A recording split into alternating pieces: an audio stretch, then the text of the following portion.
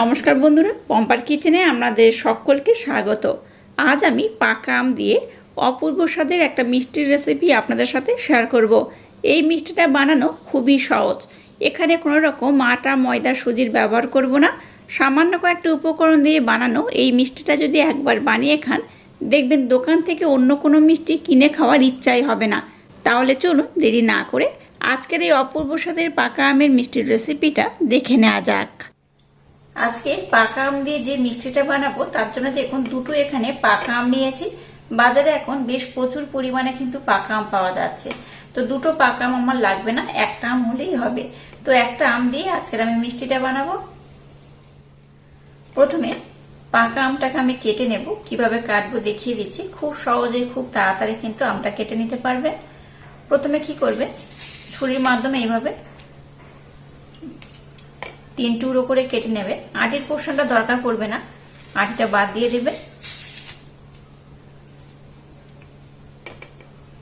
এবার এইভাবে ছুরি দিয়ে কেটে নেবেন, তাতে করে কিন্তু আমের পাল্পটা নিতে খুব সুবিধা হবে।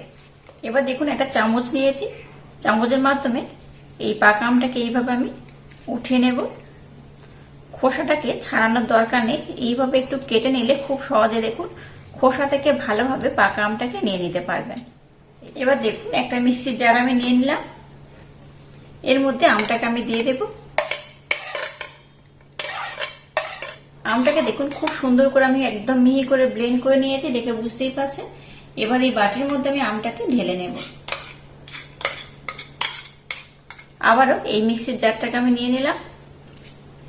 এবার দেখুন এখানে নিয়েছি ছানা, এখানে 1.5 লিটার দুধের ছানা আমি কাটিয়ে নিয়েছি। আপনারা কিন্তু ছানার পরিমাণটা একটু কম বেশি করে নিতে পারেন। তো 1.5 লিটার এখানে আমি দুধ নিয়েছিলাম, আর লেবুর রস দিয়ে খুব ভালোভাবে ছানাটাকে আমি কাটিয়ে নিয়েছি। সম্পূর্ণ ছানাটাকে আমি এখানে দিয়ে দিলাম।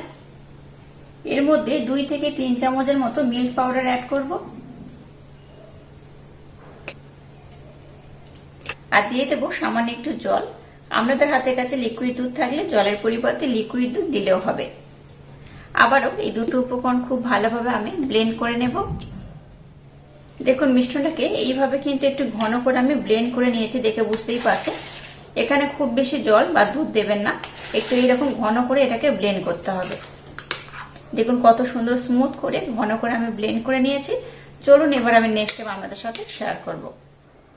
এবার দেখুন গ্যাসটাকে জেলে দিয়ে একটা ফ্রাই প্যান বসিয়ে দিয়েছি, এর মধ্যে সামান্য একটু আমি জল অ্যাড করলাম। জলের পরিমাণটা খুব বেশি দরকার নেই, অল্প করে দিলেই হবে।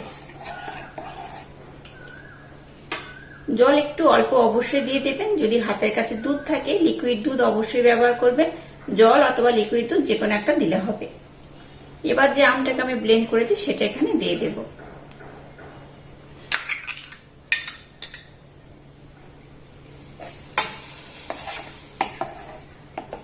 আমটাকে এখানে আমি দিয়ে দিয়েছি। এবার আমের মধ্যে আমি একটা উপকরণ অ্যাড করব। পাকা আমের মিশ্রণের মধ্যে দিয়ে দেব আমি ব্লেন্ড করে নেওয়া মিছরি। আপনারা এখানে মিছরি পরিবর্তে চিনিও ব্যবহার করতে পারেন। এখানে আমি 2 চামচ মিছরি ব্যবহার করছি। খুব বেশি এখানে আমি মিষ্টি ব্যবহার করছি না। আপনারা যারা একটু বেশি মিষ্টি পছন্দ করেন তারা কিন্তু মিষ্টির পরিমাণটা একটু বেশি দেবেন। আর যারা মনে করবেন যে মিষ্টি খুব বেশি খাবো না, একটু অল্প বা একটু হালকা মিষ্টি হলে ভালো হয়, তারা কিন্তু এখানে মিষ্টির পরিমাণটা একটু কম দেবেন। তো আমি একটু মিষ্টি হালকা পছন্দ করি, তাই মিষ্টির পরিমাণটা একটু কম দিই। তো আপনারা আপনাদের মনের মতো মিষ্টি এখানে দিলেই হবে। আমটাকে দেখুন আমি কিন্তু একটু ভালোভাবে ফুটিয়ে নিয়েছি, দেখে বুঝতেই পারছেন অনেকটা ঘন হয়ে গেছে আর খুব ভালোভাবে ফুটিয়ে নিয়েছি। এবার দেখুন ছানা দিয়ে যে মিশ্রণটা আমি বানিয়েছি সেটা এবার এখানে আমি দিয়ে দেব। সম্পূর্ণটা এখানে অ্যাড করতে হবে। সম্পূর্ণ ছানার মিশ্রণটা আমি দিয়ে দিয়েছি। এবার পাকা আমের সাথে এই মিশ্রণটাকে খুব ভালোভাবে কিন্তু এইভাবে মেখে নিতে হবে বা ব্লেন্ড করে নিতে হবে।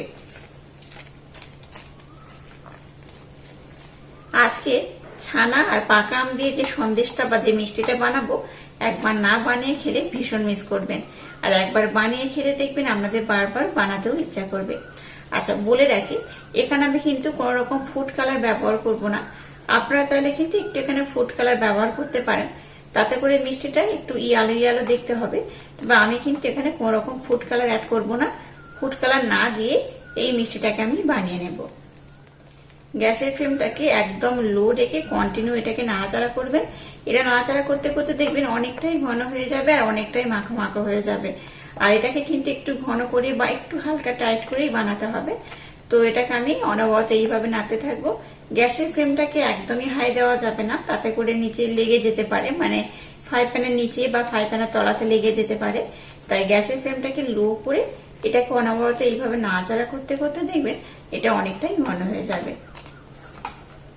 এটাকে দেখুন আমি অনবরত নাড়াচাড়া করছি, আগের থেকে আর একটু ঘন হয়ে গেছে। এবার এখানে একটা উপকরণ অ্যাড করব। এবার দেখুন আমি কিছুটা মাওয়া জমিয়ে রেখে দিয়েছিলাম, দুধের সরটাকে জমিয়ে জমিয়ে, সেই মাওয়াটাকে এখানে আমি অ্যাড করে দিলাম। মাওয়াটা দেওয়ার পর এটাকে আমি আরেকবার খুব সুন্দর করে ব্লেন্ড করে নেব। একদম সহজভাবে ইউনিক পদ্ধতিতে এই মিষ্টিটা একবার হলো আমার মতো বানিয়ে দেখতে পারেন, অসাধারণ খেতে লাগে। এইভাবে একবার বানিয়ে খেলে আপনাদের বারবার বানিয়ে খেতেও ইচ্ছা করবে। যাই মিষ্টানটাকে আমি আরো একটু ঘন করে নেব। গ্যাসের ফ্লেমটাকে একদম লো রেখে এটাকে দেখুন অনবরত নাড়াচাড়া করতে করতে কতটা ঘন হয়ে গেছে দেখে বুঝতেই পারছেন, অনেকটাই ঘন হয়ে গেছে। এটাকে আর খুব বেশি ঘন করার দরকার নেই, কারণ এটা যখন ঠান্ডা হবে তখন কিন্তু আর একটু ঘন হয়ে যাবে বা বসে যাবে। খুব ঘন না করলেও চলবে। এই মিষ্টিটা এরকমই থাকবে। এখানে কিন্তু একটা কথা বলে রাখি, যেহেতু পাকা আম ব্যবহার করেছি, পাকা আমের একটা সুন্দর স্মেল পাওয়া যায়, তাই এখানে আমি এলাচ পাউডার অ্যাড করছি না।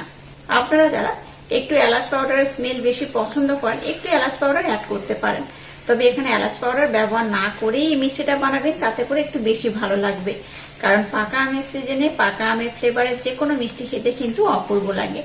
আপনারা এখানে পাকা আমের যে ফ্লেভার বাজারে কিনতে পাওয়া যায় সেই একটু ফ্লেভার কিংবা একটু ইয়েলো কালার, মানে ইয়েলো ফুড কালার এখানে ব্যবহার করতে পারেন। ইয়েলো ফুড কালার না দিয়েও দেখুন কত সুন্দর একটা কালার এসছে। তো এই কালারটা এরকম হলে দেখতেও ভালো লাগবে, খেতেও খুব সুন্দর লাগবে। কালারটা অপশনাল, আপনারা একটু ব্যবহার করতে পারেন। আর যারা ব্যবহার করতে চাইবেন না, আমার মতো এইরকম একটু বানিয়ে নেবেন। মিশ্রণটাকে আমি রেডি করে নিয়েছি। এবার আমি গ্যাসটাকে বন্ধ করে দিলাম। এবার একটা পাত্র নিয়ে নিয়েছি, এর মধ্যে আমি মিশ্রণটাকে এবার এইভাবে একটু খেলিয়ে রাখবো। একটু ঠান্ডা না হলে কিন্তু মিষ্টিটা বানানো যাবে না, তাই এইভাবে কিন্তু একটু খেলিয়ে রাখতে হবে। এবার এই মিশ্রণটাকে আমি একটু ঠান্ডা করে নেব, তারপর আমি নেক্সট স্টেপ আপনাদের সাথে শেয়ার করব। মিশ্রণটাকে দেখুন আমি একটু ঠান্ডা করে নিয়েছি, তাতে করে মিশ্রণটা কিন্তু একটু টাইট হয়ে গেছে, দেখে বুঝতেই পারছেন। এইবার মিশ্রণটাকে একটু ঠান্ডা করে নিতে হবে, তবে একদম ঠান্ডা হয়নি, একটু গরমও রয়েছে, একটু গরম থাকবে সেইভাবেও কিন্তু রাখতে হবে, একদম ঠান্ডা করার দরকার নেই।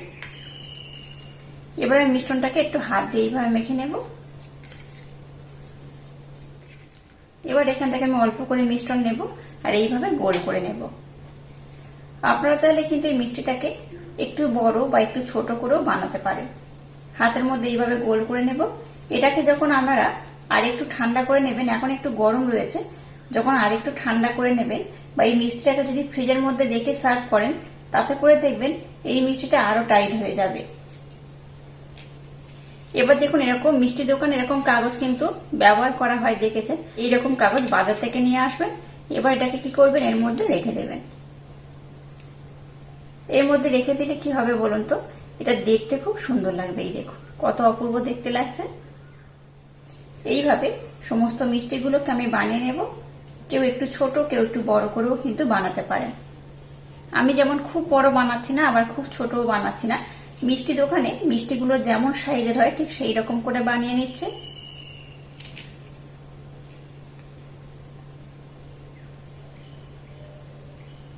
দেখুন কত সুন্দর দেখতে হয়েছে।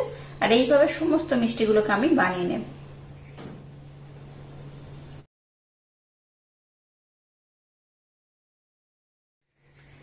দেখুন সমস্ত মিষ্টিগুলোকে আমি কত সুন্দর করে বানিয়ে নিয়েছি আর কত অপূর্ব দেখতে হয়েছে। দেখুন এটা দেখতে যেমন সুন্দর, খেতে তেমনই অপূর্ব, অসাধারণ। এই মিষ্টিটাকে আপনারা বলতে পারেন পাকা আমের কাঁচা গোল্লা। তো এইভাবে একবার না বানালে ভীষণ মিস করবেন। এবার এটাকে একটু আমি ডেকোরেশন করে দেব। এবার উপর থেকে একটু পেস্তা আমি দিয়ে দেব। একটু পেস্তা দিলে দেখতে খুব ভালো লাগবে। আপনারা অন্যান্য ড্রাই ফ্রুট দিয়ে এটাকে ডেকোরেশন করতে পারেন। একটু পেস্তা দিয়ে মিষ্টিগুলোকে আমি খুব সুন্দর করে ডেকোরেশন করে নিয়েছি। এইভাবে যদি একবার পাকা আম দিয়ে মিষ্টিটা বানিয়ে নেন, আমাকে কমেন্ট করতে ভুলবেন না এই পাকা আমের রেসিপিটা আপনাদের কেমন লাগলো। আমি একটা মিষ্টি আপনাদের দেখাচ্ছি, দেখুন এটা কতটা অপূর্ব, কতটা সুন্দর হয়। এই দেখুন, এই মিষ্টিগুলো কিন্তু একবার খেলে দেখবেন দোকানের মিষ্টি আর কিনে খাওয়ার ইচ্ছাই হবে না। এটা কিন্তু ভীষণ নরম হয়, ভীষণ তুলতুলে, দেখেই বুঝতে পারছেন কতটা অপূর্ব হতে পারে। এটা শুধু দেখতে নয়, খেতেও কিন্তু অসাধারণ। একবার খেলে দোকানের মিষ্টি আর খেতে ইচ্ছাই করবে না। আর আজকের এই অপূর্ব স্বাদের মিষ্টির রেসিপিটা যদি আপনাদের ভালো লাগে তাহলে চ্যানেলটাকে লাইক, শেয়ার, কমেন্ট এবং সাবস্ক্রাইব করবেন আর পাশে থাকা বেল আইকনটা প্রেস করে দেবেন। তাহলে টাটা, আবার দেখা হচ্ছে নতুন কোনো রেসিপি নিয়ে।